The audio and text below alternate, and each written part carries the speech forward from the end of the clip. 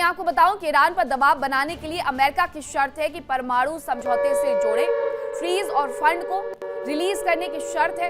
परमाणु मुद्दे पर बातचीत हो, सही दिशा में बढ़े, उसके बाद ही हम इसे रिलीज करेंगे। और बातचीत सही दिशा में नहीं बढ़ेगी तो फंड रिलीज नहीं किया जाएगा, जिसकी आवश्यकता इस वक्त ईरान को सबसे ज्यादा है, क्योंकि उसे अपने यहां एक बार फिर से इंफ्रास्ट्रक्चर खड़ा करना है, इसलिए वो ये पैसे वापस चाहता है। हालांकि यूएस ने बहुत क्लैरिटी देते हुए ये कह दिया है कि परमाणु समझौते से इसे जोड़ा जा रहा है और तभी हम इसे रिलीज करेंगे जब परमाणु मुद्दे पर हमारी बातचीत सही दिशा में आगे बढ़ने वाली है।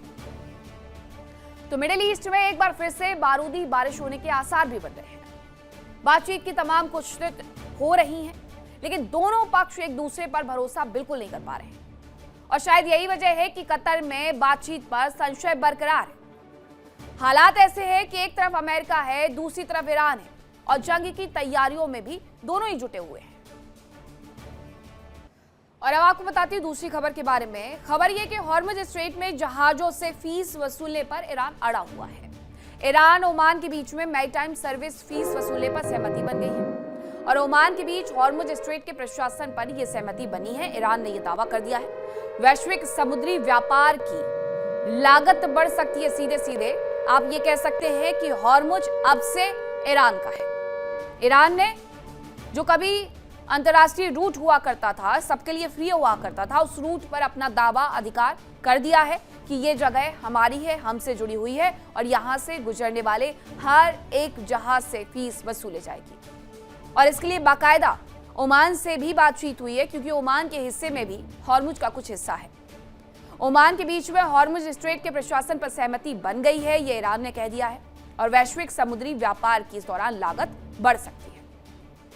वहीं एक और खबर आपको बताती हूं, जहां हॉर्मुज में ओमान तट के पास से शिपिंग ट्रैफिक ठप हो गया है। आईआरजीसी की जहाजों को चेतावनी का असर भी जो दिया गया था, उसका यह दावा है कि इस वजह से ट्रैफिक ठप हुआ है। आंकड़ों के अनुसार मुसंदम प्रायद्वीप के पास से 3 जहाज गुजरे।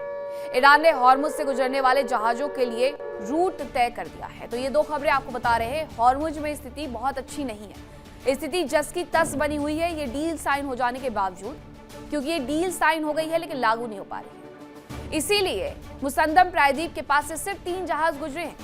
ट्रैफिक पूरी तरीके से ठप है, शिपिंग ट्रैफिक ठप है, वहां से आवाजाही बंद है। आईआरजीसी अलग तरीके से चेतावनी दे रही है। अभी सिंगापुर के जहाज को जिस तरीके से अटैक किया गया, उसके बाद दुनिया भर में इस बात को लेकर की चर्चाएं तेज हो गई है कि अगर आईआरजीसी की चेतावनी को नहीं माना जाता है तो फिर ये हमले और ज्यादा बढ़ते जाएंगे। मिडिल ईस्ट में जंग के दौरान सबसे अहम मुद्दा सिर्फ और सिर्फ हॉर्मुज स्ट्रेट रहा है दुनिया भर के लिए, क्योंकि इसी स्ट्रेट पर जरा सी टेंशन दुनिया को दहशत में ले आती है। कुछ दिनों पहले की अगर बात की जाए तो दुनिया ने इस टेंशन को महसूस भी किया। हालांकि अब अमेरिका और ईरान के बीच में समझौते पर दस्तखत होने के बाद हालात सामान्य होते दिख रहे हैं, लेकिन अब ईरान ने यह साफ कर दिया है कि हॉर्मुज पर सिर्फ और सिर्फ उसका ही राज चलेगा।